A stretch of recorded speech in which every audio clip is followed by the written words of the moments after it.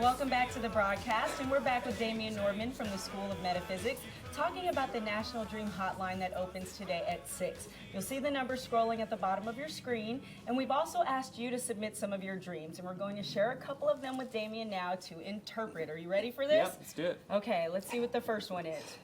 On Monday, I dreamed my closest friend died, and then last night I dreamed my dad died. Scary. What's going on with this person that she's losing all these people in her dreams? Well, that's the thing you got to realize. It's really not so much of a loss. Death represents change.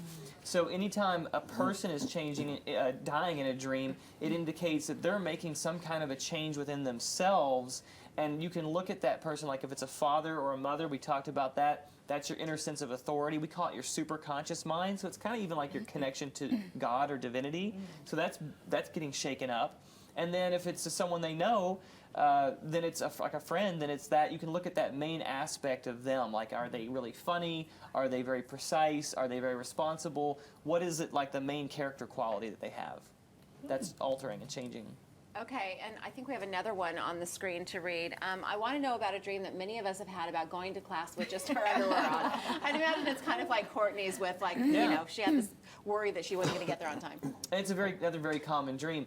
Anytime you're in school or back in school in a dream, your framework is that you want to learn something, which is really good. The being naked part, partially or fully naked, is being more open and honest, and then you can really, it's very telling how you feel about it, because some people have that dream and they're like, I'm okay, this is wonderful. So they're okay with being open and revealing and transparent. And the people who are like, oh man, I don't know what's going on, well, they're feeling much more vulnerable in those situations of being open, so perhaps they just need to relax a little bit and be themselves. Okay, here's our last one from Zulema Chavez. She says on our Facebook page, had a dream that there was a big red snake on my windshield. I was screaming and my husband was driving and started driving really fast. The snake flew off, and next thing I see, it was on the street dead. I remember the snake's eyes and it freaked me out. I woke up and just seeing those eyes scared me. Well, yeah, the main symbol... I'm scared now because of your dream.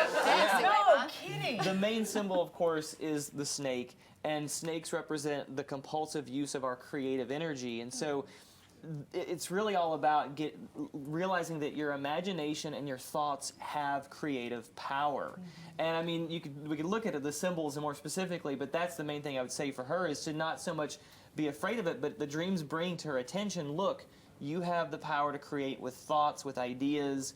Use it wisely. Don't waste your time on fears. Or you're going to get bit by that snake. Yeah. So no real reason the snake's red necessarily. That sounded like probably it was a to big get deal. her attention. Usually a dream will emphasize a color so that you pay attention to this dream now. Ooh, that's a good thing to know. And I asked you earlier, I said, so can people who've passed on visit us in our dreams? And you said yes. It is absolutely possible. I've experienced it with friends of mine. People have experienced it with family members. Usually it's within the first few weeks to months of their departure, although sometimes it's possible for a little later on for it to happen. Why is that? Why are they only allowed to come see us for a certain amount of time? Well, it's not so much that they're allowed, it's that they will choose to move on to something else. In other words, they will disassociate with this form eventually, because the form in the physical world that we have is temporary, even after life. That's so interesting that the whole afterlife thing is a whole other discussion. Oh, yeah.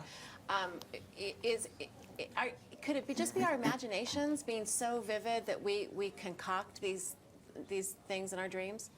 Well, certainly imagination plays into everything, because we've got memory, we've got imagination, we also have our attention in the present moment that we're working with.